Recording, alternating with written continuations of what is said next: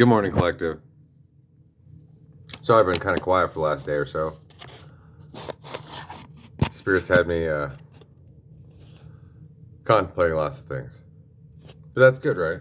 You know, um, so many things I want to share. I don't know where to begin, and that's usually where I start at, where there's nothing, and then all of a sudden the line it like hits the ground, and then it runs, and I give it all, and then the universe has to give it trickle it what blessings come back to me as slow as possible, because then whoever wanted something was right there and they got it. Okay, now I don't need him. Hey. What's love got to do with it? I don't know. A hell of a lot. A hell of a lot. God dang, kids, parents, animals, life. Which I guess kind of brings me to what I want. One of the main things I want to talk about: how society has like had all these divisions, right? And this culture does things this way. This church group does things this way. This family does these things this way, and everything's on these schedules, right? But each of us has our own destiny. Each of us was born under a certain star, certain time, certain day, has a different name, different characteristics, and that means that each of us is going to be on our own clock. And so I just look up, it's 1:51.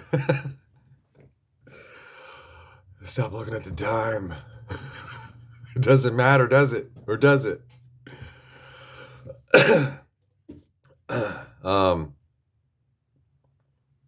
Throw myself off. See, every time we look, we cut a line, we etch our face into the sky or whatever. Whatever we hold within ends up being the thing that bursts out all around when nothing's going on, but it's not there. It's the spirit of it. It's kind of a weird thing to see. And that's why a lot of people hate to be alone, because then they're trapped with all their fears. And that's why it's better to do that shadow work and to be trapped with your fears and to somewhat choose it, but not choose it. Kind of let it walk into your life. And well, I can equate it with drugs and how I'm extremely stable and extremely Aquarian, where if nothing changes, I'm not going to change naturally, like the bull, just grazing. And then at the same time, as soon as something piques my interest, like it's like squirrel, and then we're over there running with the squirrels. And then as soon as the squirrel I'm chasing, we're playing, all of a sudden I lose sight of him. I'm like, oh, grass. I'll eat the grass. There's a bug here. Oh, look, now I'm a bug. And it's like transforming everywhere I go. And so then the universe for me balances me off at two sides. It gets me all comfortable, so I'll start to get bored.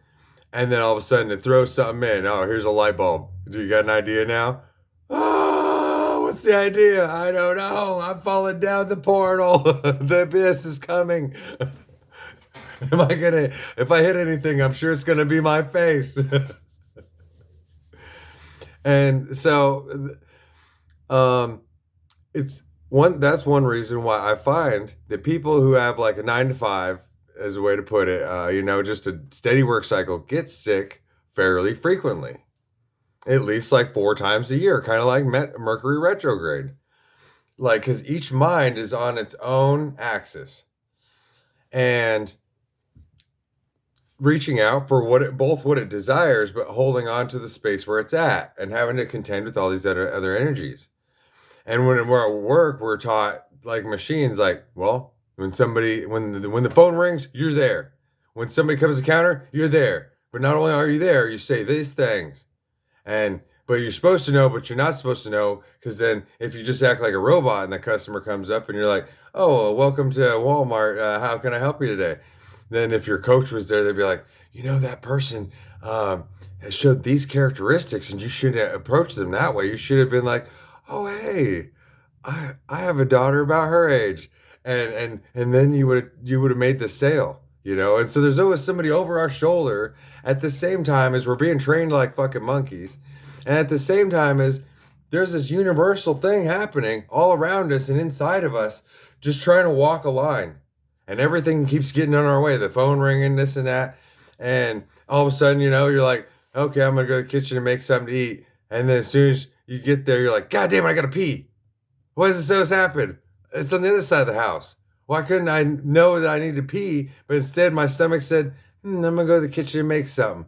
And as soon as you get to the kitchen, then your body's like, yeah, but that's gonna take a minute. I need to pee right now. What? Fuck, I still gotta run. This is the exact thing that's happened to me for like the last 2 weeks. 5:51. God damn, the next time I look at the fucking clock. So each of us is on our own separate timeline. And so when the holiday happens globally, that's not your Christmas. Your Christmas is going to happen whenever spirit, however you want to say it, whenever the divine decides that it's there. And we have some control over it, but not a lot. Mainly the part is being always grateful, forgiving all that has come against us. And whenever it comes up in our mind and we feel those visceral feelings of, oh, I was taken advantage of or whatever, then that's for us to deal with and to heal and to learn something about ourselves rather than to hold a grudge against, well, people always treat me like this and this. And those are important things to witness ourselves feeling and expressing. But then that's something for us to alchemize. Because when you walk up to somebody and they're in a good mood, then automatically they give off a certain energy, and it raises your energy to like that. Or sometimes, to every time somebody sees a certain person happy, then all of a sudden it makes them feel an opposite way, like, oh, I don't want them to be happy, not happier than me, and it triggers something in each of us. And so maintaining that balance is so challenging. And like I said, the universe is working on its own clock. And each of us is a piece, is an atom, is a note, is a on the guitar, on the piano. But each of us is always changing our frequency at the same time. It's such an amazing thing to behold. And so it's best never to get stuck into a cycle unless that cycle is a cycle of growth, where you're constantly like watering and fertilizing to take care of the garden, and then in a sense you're like hacking it back and you're burning it clean. But it's not like, okay, every Friday at 4 p.m. I do this. No, it might be 6 months until you do it again. It might be 2 years. It might be tomorrow. And so we always just have to follow our inner clock and know when it's the right time for things to happen. And how can you know when knowing is what gets in the fucking way, right? The more you know, the less you know. And that's just how it is. And our universal parents are etched into time for all of us to experience as some kind of way to understand it. And which is why this thing has been evolved throughout time with religions, with cultures and whatever, so that there is a record of the mind laddering itself through all people, through all times, through all places. And that's why history was created. It's not the high story, and it's not his on the cross. Everything experiences a divided focus. Which, yeah, it is. Everyone on the cross, everyone gets the divided focus. You see the heart of yourself and your place in the universe, how insignificant every single one of us is, and how integral and exact your position and placement matters to the whole collective universally. Just like the stars in the sky. Yeah, there's this one, it's not that bright over here, but actually it's brighter than all the other stars. It's just further away. And so on and so forth in the constellations. But if one of those stars disappears, that constellation isn't a constellation anymore. It's a different shape, is a way to look at it. So every single person is important to the divine, is important to the aspect of God, which is humankind. Each of us has a role to play, and that role evolves and changes every single day and through every minute. And it requires a lot of thinking, but ultimately it's beyond thinking. Well, one phrase that I like to that came up is how um, I thought of it from a boss I used to have, and when I was like deep in it, and he said something about I said something about, well, you got a pretty good wife and family, how did you keep it or whatever? And he's like, oh, it took a lot of money, but I'll never understand a woman. And see, that's the analytical mind of, well, what's a lot of money if your relationship requires you to be there for it every day in any capacity, whether you're just helping her, like, um, your wife's like, hey, I'm busy doing this. Can you change the baby's diaper? Like, okay. Um, let's cook together tonight. Oh, tomorrow night. Well, and it changes. It changes. That there's times where we just need our partner just to sit there, like we're talking to a camera, and we just like vent all the feelings, like we're talking to the wall, and break down and cry. And we don't need them to like reach out and say, "Oh, it's gonna be okay." We just want them to there as a witness. And then other times when you're sharing things and you want to, and there's that bonding experience too of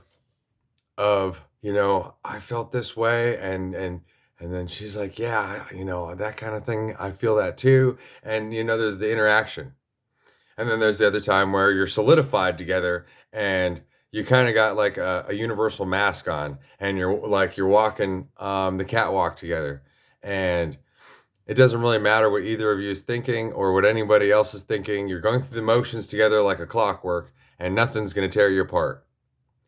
But ultimately, that's the ground of every relationship. It has to sit there. That's the cross. There's no tearing it apart. There's no like exchanging it out for somebody else. And both people have to grow dynamically through whatever it takes and maintain a parallel existence on a cross, separate and together, universally and microscopically in the macroscope. Definitions, definitions, definitions. In the end, when you look into the other person's eyes, you're like, I know I could trust this person with my life. And ultimately, that's what every one of us needs in our relationship, starting with ourselves, in order to give it to somebody else. I was just speaking with my mother and talking to her. It shows me a lot of things that like automatically kind of annoy me with people.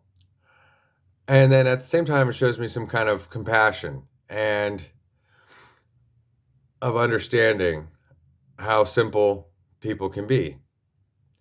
Because I don't know, some people would probably characterize her sounding like Eeyore a little bit. That she's been locked into a kind of a mindset where um,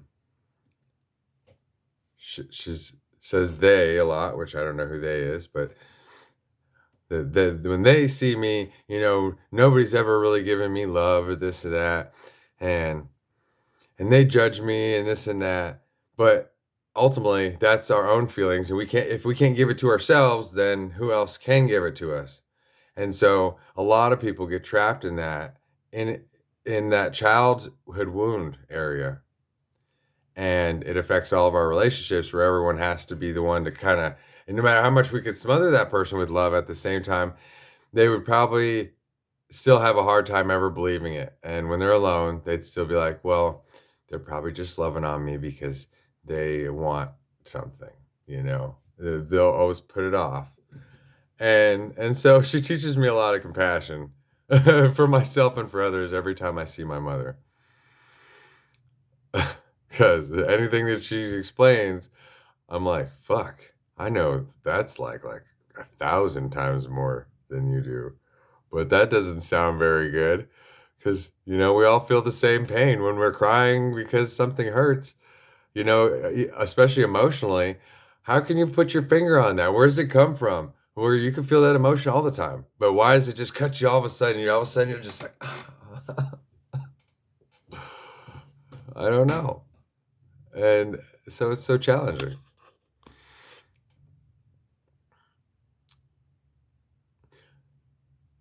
And I like to think of the universal mother as like this amazing thing. I want to go back to about yeah, and so a women think too. I'll never understand a woman.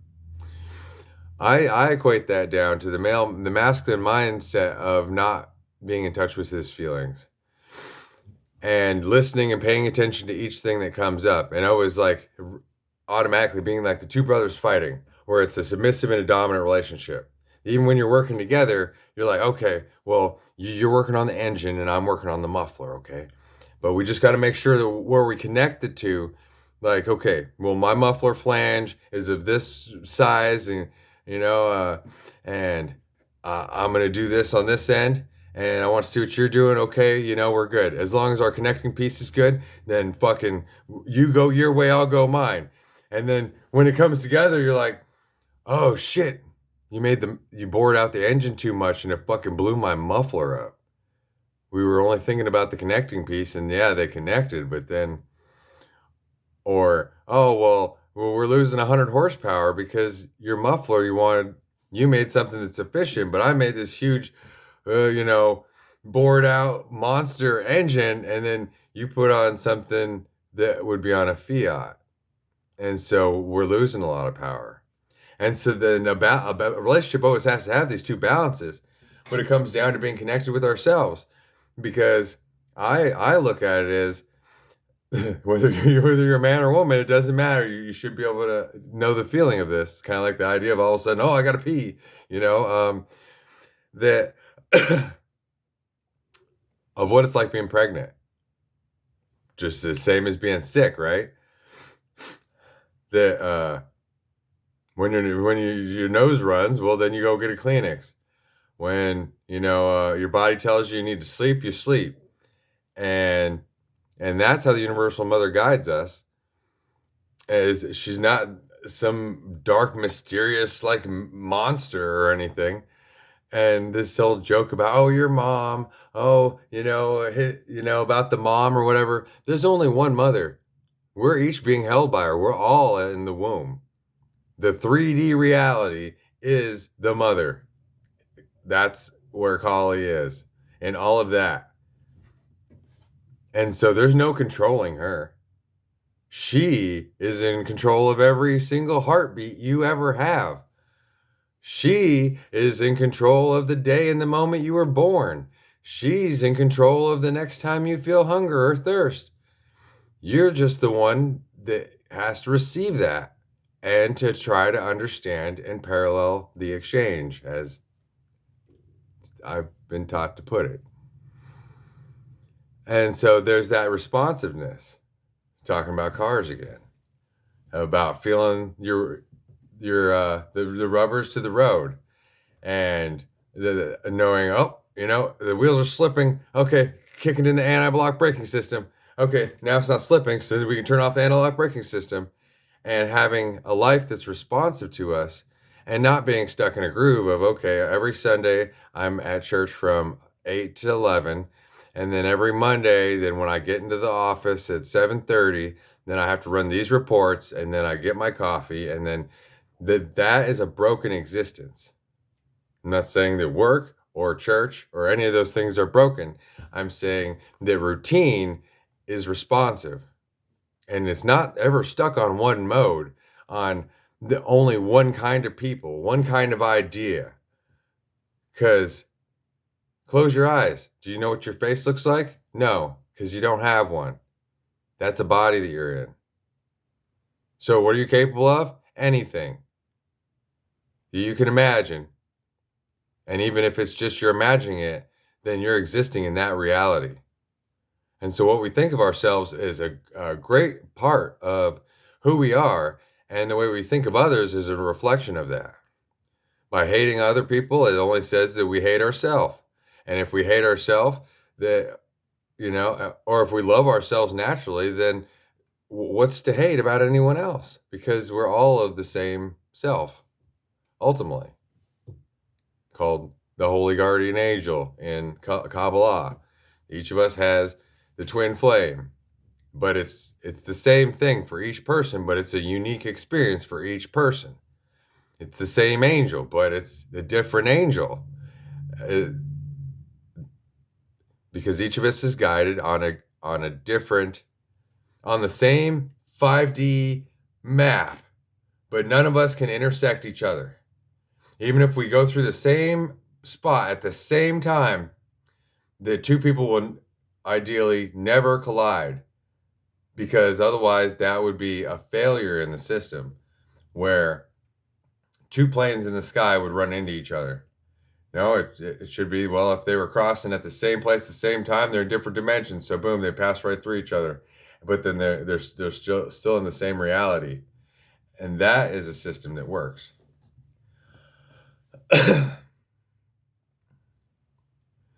So yeah, life is more like pregnancy and less like schedules. Not saying that every time you want ice cream at 3 in the morning, you go get it. Or that every time it's offered to you, maybe that you should take it. It's a really challenging thing, especially if the divine is always going to push us back against ourselves. And so maybe actually when we're faced with something, when we think, oh, I'm all better, and then it arrives, then what do you choose? See, if you choose to go with it and to throw yourself into it, then that says something. And if you choose to run away from it, that says something. But accepting everything as it comes and not knowing what's going to happen regardless, that's a scary path. And that is the way. That's the only way I've ever had, personally, because how could I trust anyone and how could I not trust anyone? How could I trust the universe and how could I not trust the universe? So if something appears, then it must be for me. But wow, I thought there was discernment, right? So nothing is that clear or black and white unless ultimately, we each have to have the mind of innocence. The innocence is the only thing that grounds one from the beginning to the end, is maintaining an innocence even in throughout all of our choices, but not feigning innocence. By truly being innocent, then you have to come up against each thing like you're the parent and you're the disciplinary and you're the hero and you're the monster in all of the stories, and it's your story. And so then all you can do is step on top of yourself and step on top of yourself. And where you're going, you're right here. You've always been here with yourself. So I'm gonna grab a couple passages. Since this one's on top and it seems to be popular kind of thing to look at, I think, right now.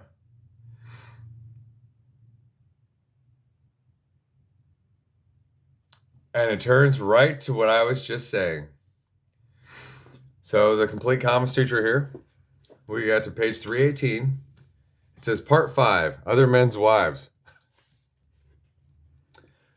The means of counteracting failures are indicated below.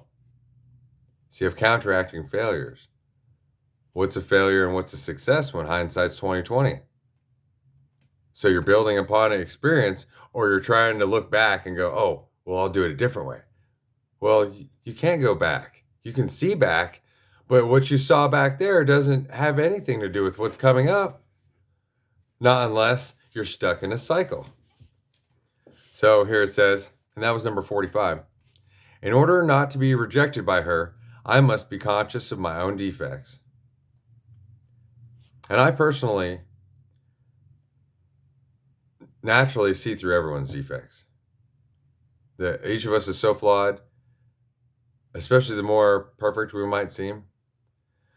And each of us is just a child, just a newborn baby, regardless of how many pins you got on your lapel or anything. Each of us is a full-grown ancient baby. And so having patience and respect for each other, I think, are extremely important.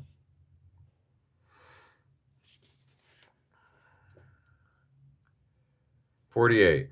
He contends with the effects of his mistakes by his humility, scolded for his ignorance and for not having hidden his feelings from his friends. He develops an inferiority complex. He makes his excuses when he is alone with her, but by his humility he removes any doubts that the woman had about him.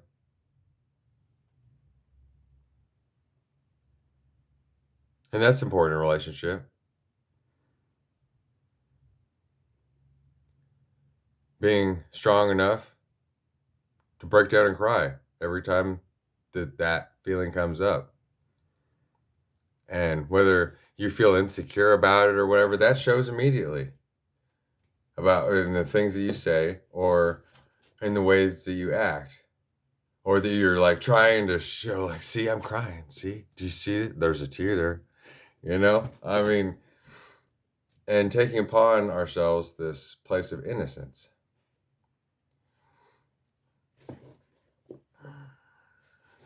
Let's pick one more.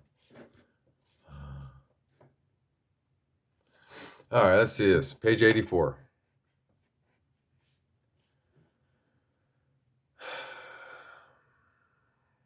One may give one's friendship to a person who has the following qualities: whose family is attached to yours by traditional ties of affection and kinship, with whom one never has quarrels or disagreements, whose nature and behavior are not changeable. Man, this sounds about the opposite of what I'm thinking. With whom there is a mutual trust, who is constant and disinterested, who does not frequent bad company, and knows how to keep secrets. Well, this is an old book, but in one aspect, I see that's true, but that's a stagnant place that we've found in the old world. That those that keep their secrets and they always get along or whatever, those are states of non-growth. And what secrets? The spirit bleeds what we contain, and so trying to contain a secret only makes it more and more evident, and the person actually being more and more removed from reality. Well, it's like everyone can smell the color on them, that they're stuck in off white, beige, or they're stuck in this faded blue color, and it just keeps getting more and more obvious when everyone else has all these different colors, you know.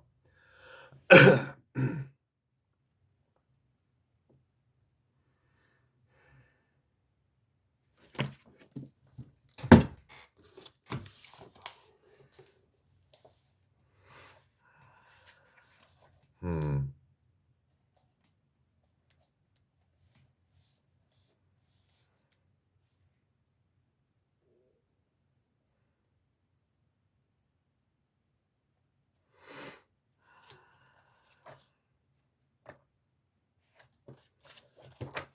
I don't know. Just want to pull one more passage here. Huh. Here's a book that they would say, "Oh man, don't let a woman read this book." How to argue and win every time. Who's arguing? Those that are arguing are already lost. And what's winning if the winner is the first loser?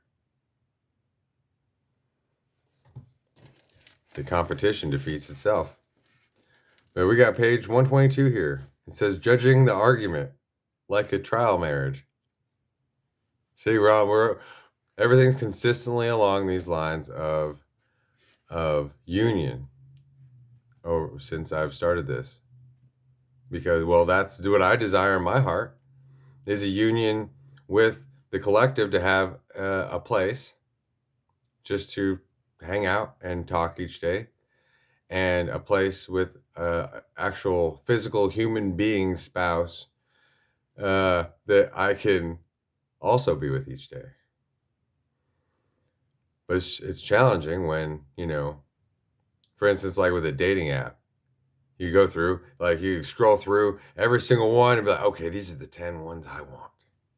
I'm gonna send each one a message. But then each person's in their own time and place and interprets the message however it comes through. And there's no face to face. And so everyone's caught in an illusion. And then whoever basically gets weak first, then that's the person that you get first. And so then likely everything's being broken and connected on the back end, which is the purpose behind online dating, to evolve society faster by making everyone pick the easy choices first. Or having all these choices. You have all the choices, but none of them make you happy. But it starts with being genuine and original, and that's just being ourselves, right? And then the right one supposedly will appear. We can readily see that preparing our argument also prepares us to make an intelligent decision for ourselves. Preparing the argument is like a trial marriage. I sometimes fully prepare my argument only to discover that I don't want to make the argument at all. How wise. What argument? Better that I discover this state of affairs on the safety of the written page in my study. The rule, therefore, remains constant. Every argument begins with us.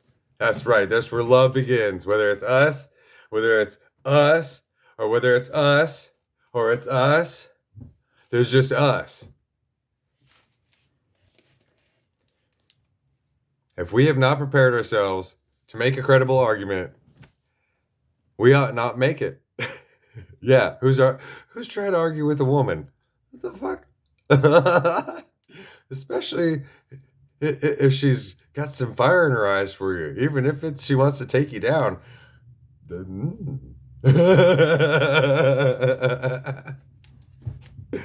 the other hand, if our preparation has been thorough, we will know it is founded on fact, including the most important fact of all, that what we argue for is what we want. And since we're here, I don't know. I'm not as good as I don't have a way. I have all the ways. I don't have a way to do tarot in the same way that everyone else has their own unique way, but is established. So I just wanted to pull a couple energy cards and see what is held for us in the moment right now.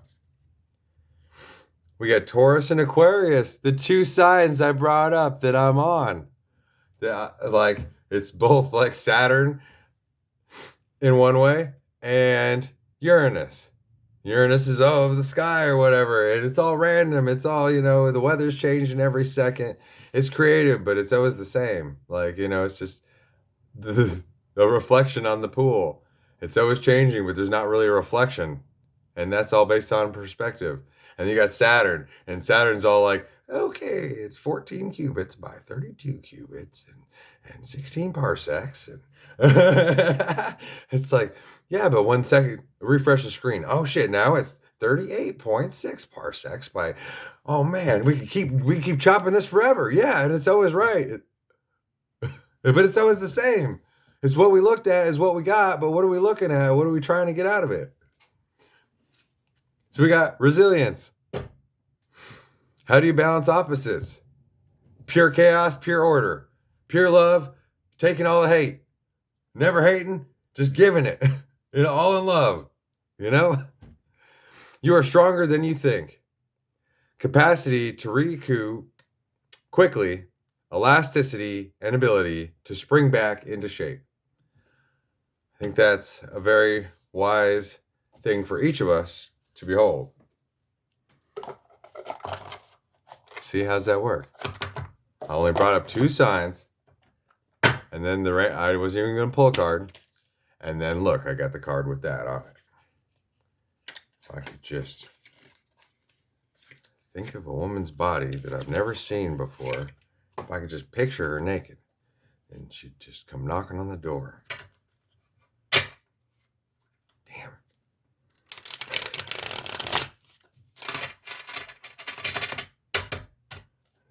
see Taylor Swift's boobs yet. Not even in my dreams. She's so mean like that.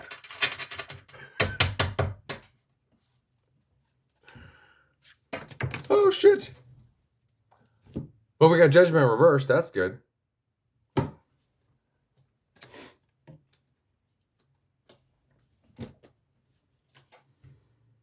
And I think that has to do with how each of us are hurt in our twin flame journey.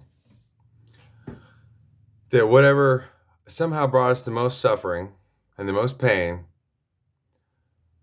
made us the best. But then it's like we had to push away from ourselves and push away from what we love in order to have this separate place where we're in all our glory. And it's like, okay, yeah, look at me. But then,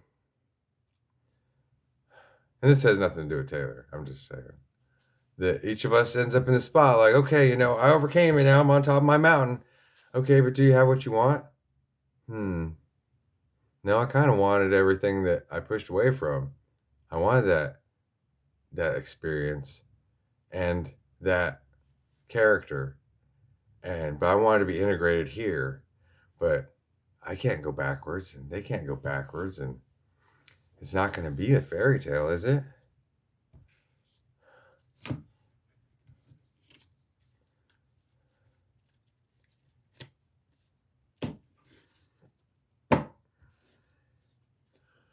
Queen of Cups.